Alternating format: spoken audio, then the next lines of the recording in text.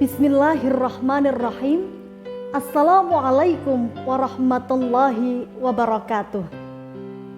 Alhamdulillah. Alhamdulillahi rabbil alamin.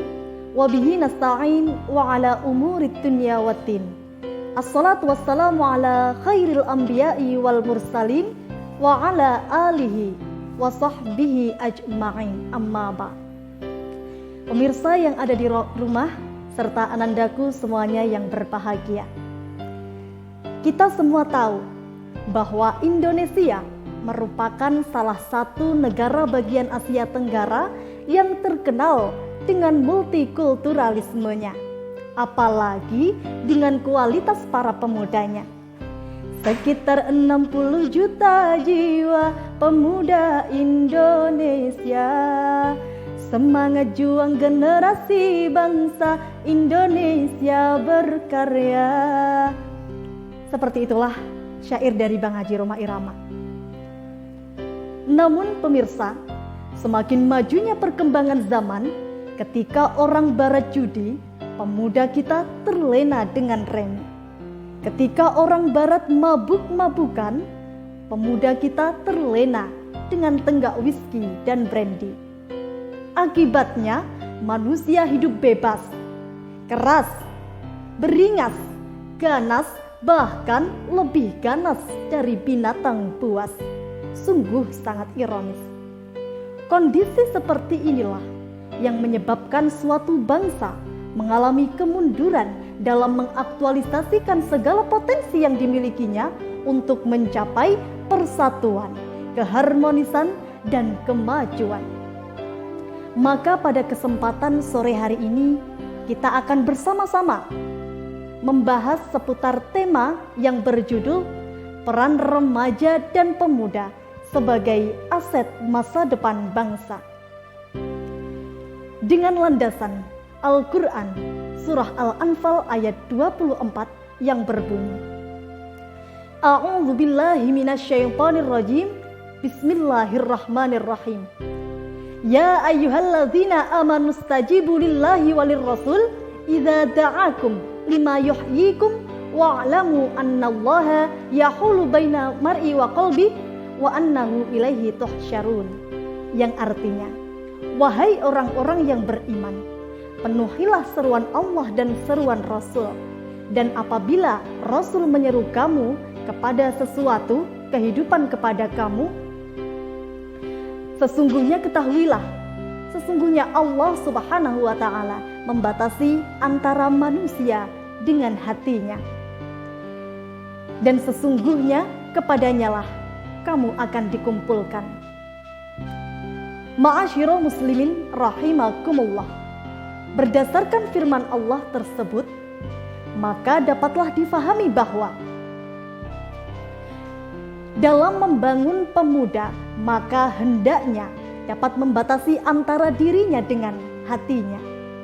Namun, bagaimanakah caranya membatasi antara manusia dengan hatinya? Al-Samarqandi di dalam kitab tafsirnya menyebutkan bahwa lafaz yahulu bainal mar'i wa qalbi adalah membatasi antara seorang mukmin dengan kemaksiatannya yang dapat mengarahkan ia ke dalam api neraka. Begitu pula membatasi antara seorang kafir dengan ketaatan yang dapat mengarahkan ia ke dalam syurga. Saudaraku yang dirahmati oleh Allah, hal tersebut menegaskan kepada kita betapa beratnya untuk menjadi mukmin yang sejati di dunia ini, sehingga Allah Subhanahu wa ta'ala memerintahkan untuk selalu bersabar di dalamnya. Dan seorang mukmin yang sejati bisa saja terjerumus ke dalam lembah kemaksiatan apabila hatinya tidak dibentengi dengan keimanan dan ketakwaan kepada Allah Subhanahu wa ta'ala. Ma'asyiral muslimin rahimakumullah.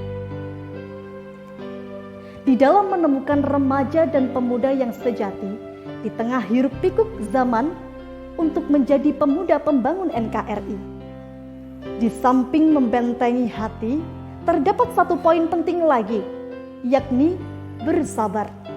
Sebagaimana firman Allah dalam Quran surah Ar-Rum ayat 60 yang berbunyi, Bismillahirrahmanirrahim. Fasbir inna wa'dallahi haqqu wa la yastakhifannaka alladzina la yuqinun. Shadaqallahul azim. Yang artinya, maka bersabarlah kamu. Sesungguhnya janji Allah adalah benar. Maka, dan jangan sekali-kali orang yang tidak meyakini kebenaran ayat-ayat Allah itu menggelisahkan kamu. Quran Surah Ar-Rum ayat 60. Hadirin rahimakumullah, berdasarkan firman Allah tersebut, terdapat kata kunci yang paling ditekankan di dalamnya, yakni lafaz fasbir yang berarti bersabarlah. Hal tersebut hadirin menunjukkan betapa beratnya untuk menjadi mukmin yang sejati di dunia ini, sehingga Allah Subhanahu wa taala memerintahkan kita untuk selalu bersabar di dalamnya. Apalagi jika dikaitkan dengan perkembangan zaman yang ironis dan menyedihkan. Coba kita tengok pemirsa, hampir setiap hari kita dihadapkan oleh fenomena tontonan gratis yang memalukan dan memilukan, yang mayoritas pelakunya adalah kaum remaja. Mulai dari tawuran, pemerkosaan, pesta miras, kriminalitas, bahkan yang paling marak terjadi yakni seks bebas. Na'udzubillahi min dzalik. Pemuda-pemudi zaman sekarang lebih mementingkan bobroknya moral daripada mengejar ketakwaan kepada Allah Subhanahu wa taala. Oleh karena itu, langkah apakah yang harus dimiliki sebagai generasi muda, sebagai aset masa depan bangsa?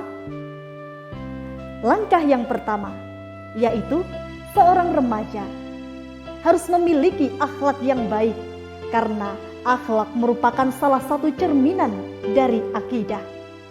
Langkah yang kedua, seorang remaja harus menempa diri dengan ilmu, karena remaja yang unggul dan berkualitas harus memiliki wawasan ilmu yang luas.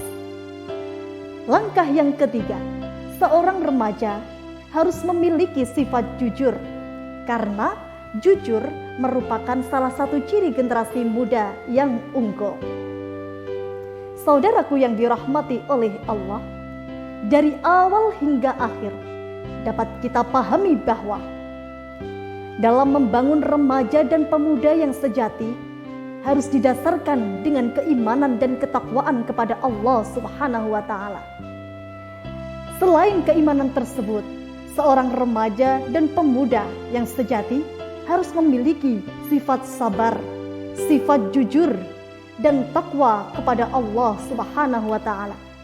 Oleh karena itu, jika semua ikhtiar ini sudah kita lakukan, mudah-mudahan remaja dan pemuda kita, khususnya ananda-anandaku MI Plus Al-Islam Dagangan, dapat menjadi tumpuan harapan dan cita-cita bangsa ke depan, sehingga mampu membangun dan mampu membawa bangsa Indonesia menuju bangsa yang baldatun thayyibatun wa rabbun ghafur.